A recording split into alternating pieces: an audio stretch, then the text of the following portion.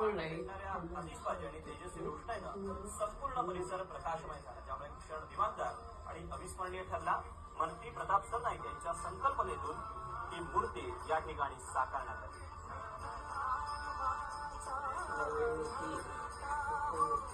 लागलं हे उपवरले आई उपवरला आणली. आता आपण जाऊया सगळे.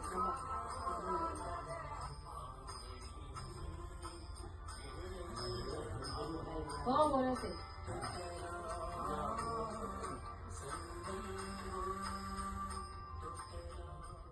बातमी क्रिकेटच्या मैदानातून रांचीतल्या पहिल्या वन डे मध्ये टीम इंडियानं दक्षिण आफ्रिकेचा 17 धावांनी पराभव केला. विराट कोहलीच्या विक्रमी शतकाच्या जोरावर भारतानं दक्षिण आफ्रिकेसमोर 350 धावांचं आव्हान ठेवलं.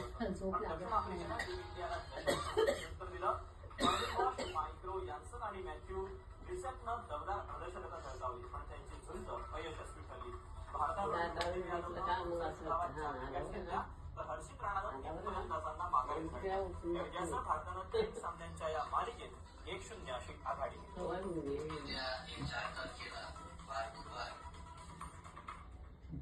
टीम इंडियाचा माजी कर्णधार विराट कोहलीनं आपल्या कारकिर्दीत आणखी एका शतकाला गवसणी घातली. विराटनं रांची